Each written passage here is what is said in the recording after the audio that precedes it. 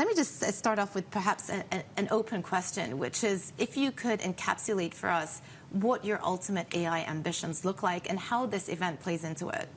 Thank you, Joumanna. I think the UAE's AI ambitions are there for the world to see.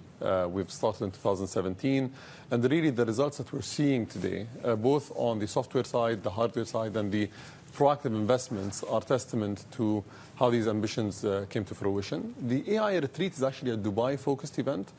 Dubai and Science Sheikh Hamdan wisely took a very interesting direction that I think is global leading. The first is focusing on quality of life as the main driver for AI deployment. Second is being the fastest go-to market for AI, especially AI that affects quality of life.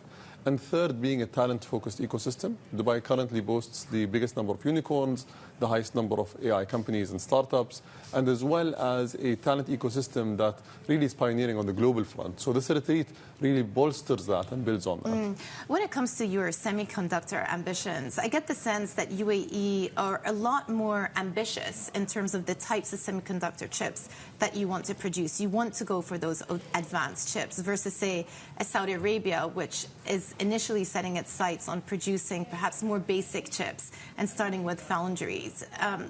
How do you see that playing out, and do you see potential for cooperation with Saudi Arabia?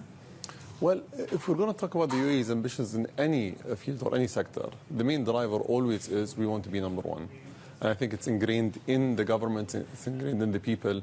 And we want to really not think about our limitations, but think of the opportunities that we bring to the table.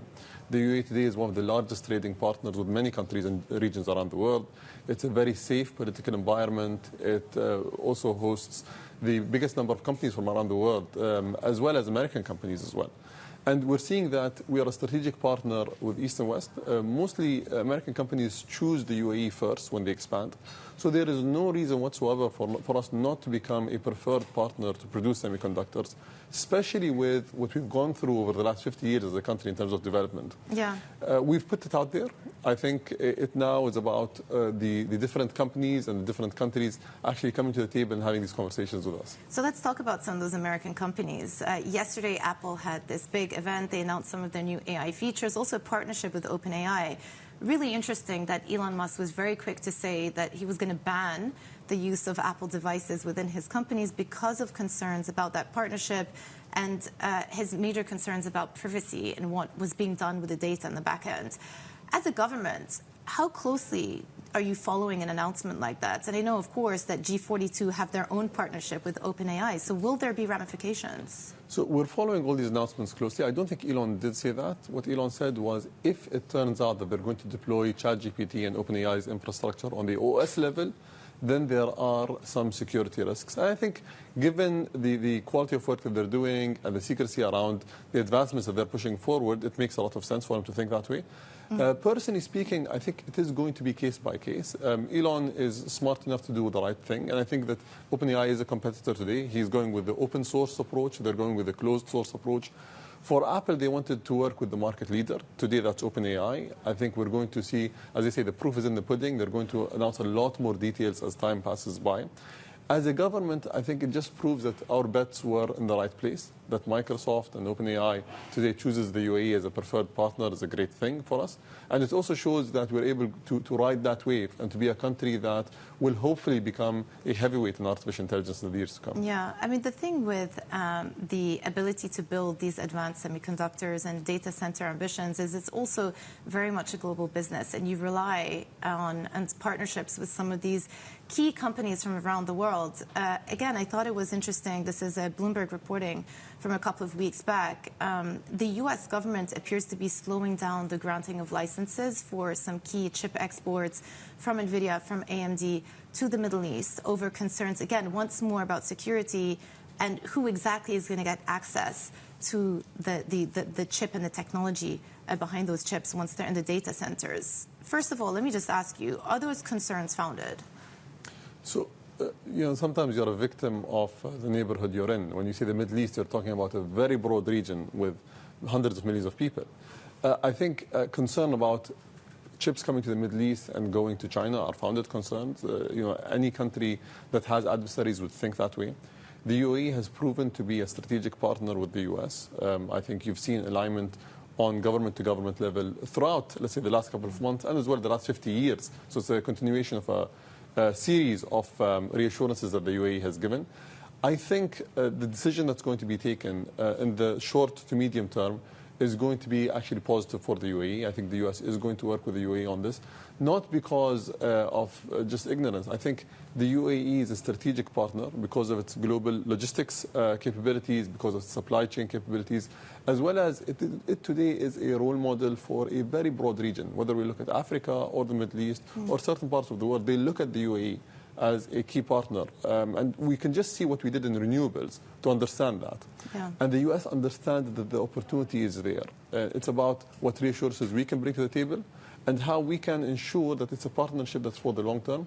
As I said previously, it's a marriage, not a one-off kind of agreement. Yeah. How closely are you involved in discussions with the Biden administration around ensuring that the use of those advanced chips is done in a way that is okay for the U.S.? So, as you'd expect, these conversations happen with multiple different parties, whether it's in the security,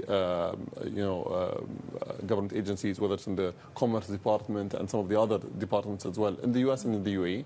So I am involved in these conversations, but there are multiple parties speaking to each other about the different reassurances that need to be given. I think that progress is very positive. Yeah. Let me just ask you a question about the skills required to build up your ambitions. Because, if you want to build up this ecosystem in AI, it's not just about the data centers, but you also need to attract the right talent. You need the engineers, you need the data scientists. What are you doing on that front to ensure that you have the right amount of talent to enable you to realize these ambitions in the future? Because there is a skills shortage out there right now. Absolutely. So LinkedIn did a report to see AI talent flows globally. The UAE ranks 15th globally for AI talent. Now, with the size of our population, that's a very big number. If you look at AI talent per capita, we are third globally. So I think we are a very ripe environment for AI talent. We can also see the technical outcomes, whether it's the ability to create startups that become unicorns. All of the unicorns that came out of the UAE are actually, and Dubai specifically, are actually AI companies. So Kareem is an AI company, Souk is an AI company, Media.net was an AI company first, and others. The second thing is that we are able to create very advanced large language models, even though we do not have the size and the investments that certain other countries have. And I think that is just the start. We're going to do a lot more in the coming years. Yeah, well, speaking of these LLMs, obviously ChatGPT was the main one that became mainstream. There have been many different versions of it before. I know what you're doing in the UAE has caught the attention of Sam Altman, OpenAI founder. Can you give us just an insight into how those discussions are going? And what are you planning on doing with OpenAI? So the Microsoft investment in G42 further cements the, let's say, ability for the UAE and our national champions to work with OpenAI. Another thing, Sam Altman in the World Government Summit in February, I had the conversation with him and he said, I would love to have a sandbox where we're able to test new things in a government environment where we can actually create controlled environments, but at the same time change policies and regulations quickly to deploy and scale. I think the UAE offers that, and it uniquely is the go-to place to do that, and do that with a diverse population, so 200 nationalities, which is an advantage, with cutting-edge infrastructure, and the third, with the ability to have a government that is open-minded and is as entrepreneurial as the private sector. So I think it's going to start with Sam, but there's going to be a lot more players that we're going to bring to the table on this. Yeah.